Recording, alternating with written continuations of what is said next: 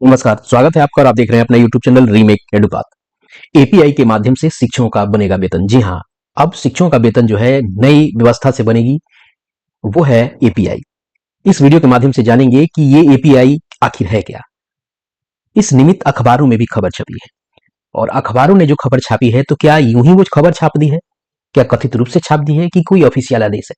तो जी हाँ, इसके लिए ऑफिशियल आदेश आ गया है कि अब नई व्यवस्था के माध्यम से शिक्षकों का वेतन बनेगा, जहां एपीआई एक नई व्यवस्था इंट्रोड्यूस की जाएगी। जो अखबारों में खबर छपी है इसके निमित्त वो है बदलेगी शिक्षकों के वेतन भुगतान की व्यवस्था। कुछ और खबर पे नजर दौड़ाई जाए, शीर्षक पे नजर दौड़ाई जाए तो वो है कि ऑनलाइन उपस्थिति पर पोर्टल के माध्यम से शिक्षकों का बनेगा वेतन। पहली व्यवस्था ई शिक्षा कोष के माध्यम से ऑनलाइन उपस्थिति की थी, लेकिन वेतन से वो कहीं ना कहीं सिंक नहीं हुआ था। वेतन चूंकि बनता है एचआरएमएस के माध्यम से, अटेंडेंस बनता है ई शिक्षा कोष के माध्यम से। वेफआरएस भी इंट्रोड्यूस हो गया है। तो कैसे वेतन की व्यवस्था होगी, इस वीडियो के माध्यम से हम आपको बताएंगे। तो चलिए पहले कुछ खबर को जानते हैं, उसके बाद ये आदेश समझेंगे, एपीवाई को समझेंगे। तो चलिए वीडियो को शुरू करते हैं। और वीडियो को शुरू करने से पहले आपसे आग्रह करेंगे, पहली बार चैनल पे हैं तो चैनल को सब्सक्राइब कीजिए, कंटेंट पसंद आता है तो लाइक शेयर जरूर करें। आइए देखते हैं कि आखिर ये खबर जो छपी है ये है क्या। बदलेगी शिक्षकों के वेतन भुगतान की व्यवस्था। अब इसमें भी कहा गया है कि ऑनलाइन उपस्थिति पर पोर्टल के माध्यम से मिलेगी तनख्वाह। पटना समेत 8 जिलों के शिक्षा पदाधिकारियों को कारण बताओ नोटिस। चलिए जरा अखबार की खबर पे ध्यान देते हैं। राज्य के सरकारी स्कूलों के प्रधानाध्यापकों एवं शिक्षकों को ऑनलाइन उपस्थिति के आधार पर एचआरएमएस पोर्टल के माध्यम से वेतन भुगतान होगा। पहले अब यहाँ ध्यान देने की जरूरत है कि ऑनलाइन उपस्थिति ली जाती है ये शिक्षा कोष के माध्यम से, एचआरएमएस के माध्यम से आपको वेतन भुगतान होता है, लेकिन दो अलग अलग प्लेटफॉर्म है। तो इसके लिए क्या व्यवस्था है, चलिए आगे खबर में कुछ चीजें और क्लियर होगी। प्रधानाध्यापकों, प्रधान शिक्षकों एवं शिक्षकों को समय से वेतन भुगतान करने के लिए यह व्यवस्था की जाएगी। इससे संबंधित निर्देश शिक्षा विभाग के अपर मुख्य सचिव डॉक्टर बी राजेंद्र द्वारा शिक्षा विभाग की समीक्षा बैठक में दी गई। मंगलवार को हुई इस बैठक की कार्यवाही शुक्रवार को जारी हुई। शिक्षकों के ससमय वेतन भुगतान की व्यवस्था सुनिश्चित करने के लिए क्षेत्रीय शिक्षा उप निदेशकों, जिला कार्यक्रम पदाधिकारियों, शिक्षा पदाधिकारियों और जिला कार्यक्रम पदाधिकारियों को दिए गए निर्देश में कहा गया कि राज्य के सरकारी विद्यालयों में कार्यरत सभी प्रधानाध्यापक, प्रधान शिक्षक एवं शिक्षकों द्वारा ई शिक्षा कोष मोबाइल ऐप के माध्यम से तकनीकी आधारित प्रतिदिन दर्ज की जा रही है आपको अटेंडेंस। ऑनलाइन उपस्थिति के आधार पर दर्ज की जा रही है, ऑनलाइन उपस्थिति के आधार पर एचआरएमएस पोर्टल के माध्यम से वेतन भुगतान की कार्रवाई की जाए। इस व्यवस्था को लागू करने के लिए अब चूंकि दोनों अलग अलग प्लेटफॉर्म है, एचआरएमएस टीम एवं ई शिक्षा कोष की टीम के साथ बैठक आयोजित कर एपीआई के माध्यम से शिक्षकों की ऑनलाइन दैनिक उपस्थिति को साझा करने की प्रक्रिया निर्धारित की जाए। आगे और खबर है जो इससे संबंधित नहीं है। अब समस्या यह है कि वेतन ससमय भुगतान के लिए यह व्यवस्था लागू की जा रही है, लेकिन कई सारी चीजें इसमें जुड़ रही हैं। क्योंकि ई शिक्षा कोष एक अलग प्लेटफॉर्म है, ई शिक्षा कोष, और एचआरएमएस एक अलग प्लेटफॉर्म है। अब दोनों के जो लोग हैं, इन लोगों की व्यक्ति की मीटिंग कराई जा रही है। अब ई शिक्षा कोष पर आप अटेंडेंस लगाते हैं सवेरे बायोमेट्रिकल व्यवस्था से, फेस से। अब जब एफआरएस आ गया है, एफआरएस के माध्यम से आपको बच्चों के अटेंडेंस भी लेने हैं। बच्चों के अटेंडेंस तो लेंगे ही लेंगे, और आपका भी अटेंडेंस इस एफआरएस के माध्यम से अब होने जा रहा है। अब एचआरएस के माध्यम से ये बहुत जिलों ने निकाल दिया है कि 10 तारीख से करेंगे। पटना ने निकाल दिया है कि 10 तारीख से एफआरएस के माध्यम से आपका होगा, आपके मोबाइल में जो चीजें चल रही है उसके से नहीं होगा, और जिलों में धीरे धीरे क्रमशः आएगी। अब एफआरएस के माध्यम से ऐसा नहीं है कि सवेरे ही आपका बनेगा। जब आप अटेंडेंस बनाएंगे क्लास में जाके, उसमें पहले आप अपने अटेंडेंस करके तब बच्चों के फोटोग्राफ्स इत्यादि लेंगे, तो कई स्तर पे आपके अटेंडेंस बनने शुरू हो जाएंगे। और आपके अटेंडेंस ऐसा नहीं है कि दिन में भी कॉल करके किसी भी शिक्षक का एक साथ फोटो मांगा जा सकता है, तो उस स्थिति में आपका विद्यालय में होना अनिवार्य है। तो कहीं ना कहीं शिकंजा कसा जा रहा है। खैर आगे चलते हैं और देखते हैं कि क्या और नियम में बदलाव होकर और क्या गाइडलाइन आती है। चलते हैं दूसरे खबर पे, और दूसरे खबर में आपको कहा गया है कि ऑनलाइन उपस्थिति पर पोर्टल के माध्यम से शिक्षकों को मिलेगा वेतन। शिक्षा विभाग को जिलों को आदेश, 6 लाख शिक्षकों को समय पर वेतन का भुगतान होगा। अगर लब्बो-लुबाब देखा जाए तो कुल मिलाकर यही बात जो पिछले खबर में कही गई थी यहाँ भी है। थोड़ा बदलाव है कि राज्य के सभी 71,863 प्रारंभिक विद्यालयों, 9,360 माध्यमिक और उच्च माध्यमिक विद्यालयों में कार्यरत तकरीबन 5,90,000 शिक्षकों को ऑनलाइन उपस्थिति के आधार पर एचआरएमएस पोर्टल के माध्यम से वेतन भुगतान होगा।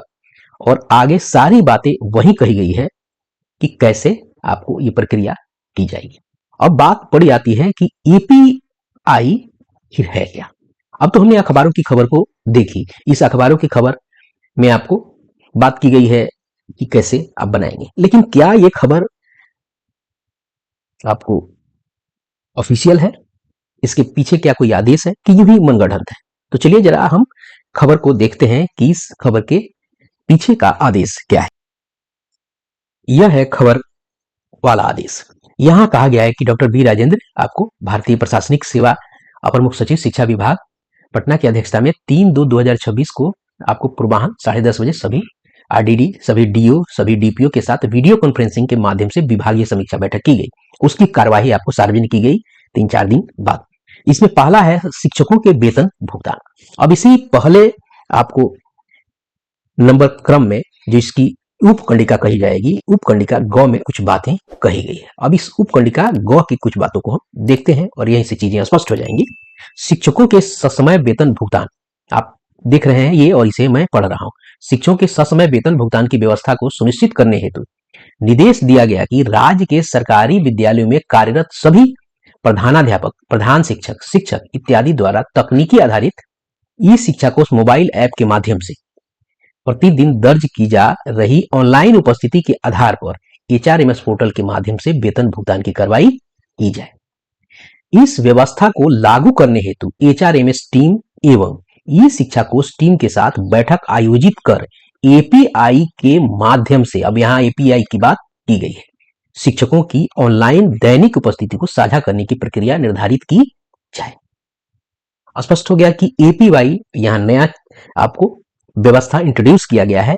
अब दोनों ई शिक्षा कोष को और एचआरएमएस को आपको दो जो अलग अलग प्लेटफॉर्म है, इनको एपीआई इसमें आपको काम करेगा। अब एपीआई आखिर है क्या, अब कैसे आपको सतर्क रहना पड़ेगा, क्योंकि पहले व्यवस्था बनती थी कि इससे एचआरएमएस से वेतन बना दी जाती थी, यह अलग व्यवस्था थी, यह अलग काम करता था, यह अलग काम करता था, दोनों का कहीं कोई लेना देना नहीं था। अब एपीआई इंट्रोड्यूस हो गया है तो आपके हर चीजों के हरकत पे कोई भी अगर अटेंडेंस से संबंधित बात है वो अफेक्ट करेगा कहीं ना कहीं आपके वेतन को, अभी तक नहीं कर रहा।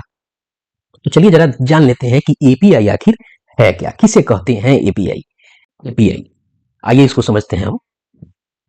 एपीआई जैसे मैंने बताया कि एपीआई बीच की बात है। अब एपीआई को माना जाए तो एपीआई एक आपको तकनीकी व्यवस्था है और इस तकनीकी व्यवस्था के माध्यम से दो अलग अलग सिस्टम को आपको जोड़ा जाता है। एपीआई, अगर एपीआई का मतलब देखा जाए तो एप्लीकेशन प्रोग्रामिंग इंटरफेस इसका नाम है। अब देखिए यह एक नियमों का एक समूह है जो सॉफ्टवेयर के प्रयोगों, सुविधाओं और कार्य क्षमता के आदान प्रदान के लिए एक दूसरे के साथ संवाद सक्षम करता है। मान लीजिए क्लाइंट है और एक सर्वर है, ये दोनों एक दूसरे से वार्तालाप करे, कोई चीज डाटा का आदान प्रदान करे, इसके लिए ये बीच की व्यवस्था है और ये मध्यस्थता करता है एपीआई। अब देखिए कैसे करता है, क्लाइंट रिक्वेस्ट भेजता है एपीआई के पास और एपीआई क्या करता है, इस रिक्वेस्ट को सर्वर के पास भेज देता है और सर्वर क्या करता है, इस रिस्पॉन्स को फिर भेजता है एपीआई के पास और एपीआई आपको इस रिस्पॉन्स को पहुंचाता है क्लाइंट को। यानी ये बीच की व्यवस्था है। यूं कहें कि यह एक इंटरफेस है जिसका अर्थ है कि एक चीज का दूसरी चीज से इंटरेक्ट करने का तरीका, इसके तहत यह इंटरेक्ट करता है, इसके यह एक माध्यम है, यानी इसका डाटा और इसका डाटा एक दूसरे से सिंक्रोनाइज हो जाएगा। अब इसको और आसान भाषा में कहें कि दो अलग अलग इंटरफेस को कम्युनिकेशन को संभव बनाता है यह एपीआई, यानी इसके और इसके बीच के जो संचार को है, कम्युनिकेशन को है, ये एपीआई आपको क्या करता है, संभव बनाता है। यह एक प्रकार का सेतु है, यह एक प्रकार का एक ब्रिज है, यह एक प्रकार का ब्रिज है, पुल है जो दो सॉफ्टवेयरों को एक साथ जोड़ता है। अब इंटरफेस जब इंट्रोड्यूस हो जाएगा तो ये दोनों के दोनों, जैसे ई शिक्षा कोष और एचआरएमएस, ये दोनों के दोनों एक दूसरे से जुड़ जाएंगे और इसका जो अटेंडेंस की व्यवस्था है इसके वेतन से जुड़ जाएगा। इससे जो आपको छुट्टी ली जाएगी ये इससे जुड़ जाएगा, ना वेतन की व्यवस्था, सब छुट्टी वुट्टी सब कुछ इससे जुड़ जाएगा और ई शिक्षा कोष जो है अब नए कलेवर में आपके सामने आने को तैयार है। तो सारी छुट्टियां सब कुछ अब सर्वर से एपीआई के माध्यम से इससे जुड़ जाएगा। तो एपीआई को इसी तरह से कहा गया है कि यह वो प्रोटोकॉल है जिसके माध्यम से यह तय होता है कि एक सॉफ्टवेयर दूसरे सॉफ्टवेयर के माध्यम से कैसे बात करेगा। अब ये ऐसा नहीं है कि जोड़ देगा, ये भी करेगा कि ये वाला इसके माध्यम से कैसे बात करेगा, क्या क्या ले जाके उसके साथ इंट्रोड्यूस करेगा और कैसे फिर इसके पास आएगा। एपीआई के माध्यम से एक तरह का यह माध्यम है। जैसे मैंने बताया, इसको और आसान भाषा में देखा जाए तो ये इस तरह से, एक वेटर है, मान लीजिए कि कस्टमर है, आपने एक ऑर्डर दिया, किसको दिया, ऑर्डर दिया आपने वेटर को, आपके पास आपके लिए भोजन कौन बना रहा है, बना सिर्फ रहा है, कस्टमर आप है। तो ये बीच में जो वेटर है यही आपको एपीआई है। आपने एक ऑर्डर दिया, इसके माध्यम से ऑर्डर किसने लिया, सिर्फ लिया। अब ये क्या करेगा, अब ये किचन से सामान बना के आपको वेटर को देगा और वेटर क्या करेगा, ये डिलीवर करेगा आपको कस्टमर को। इसी तरह से ये एक तरह का पूरा सर्किल ऐसे बनता चलेगा। तो यहाँ एपीआई है, जो वेटर है, कस्टमर है आपको ई शिक्षा कोष, और सिर्फ क्या है, एचआरएमएस है।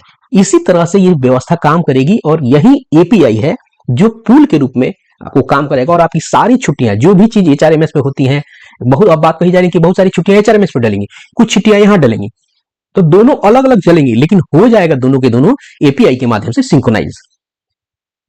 तो ये नई व्यवस्था इंट्रोड्यूस करके आपको दो अलग अलग व्यवस्थाओं को एक जगह की जा रही है और इस पे सतर्कता बरतने की जरूरत है, क्योंकि एफआरएस इंट्रोड्यूस हो गया है और आपके वेतन को, आपका जो मूवमेंट है विद्यालय से, विद्यालय में अटेंडेंस की टाइमिंग है, ये मैटर करेगा, नहीं तो आपका वेतन इफेक्ट होगा। तो इस वीडियो में इतना ही, मिलते हैं जल्दी ही नए कंटेंट और नई इन्फॉर्मेशन के साथ। यह आपके लिए एक इन्फॉर्मेटिव वीडियो था। वीडियो पसंद आया तो लोगों के साथ शेयर कीजिए। धन्यवाद, जय हिंद।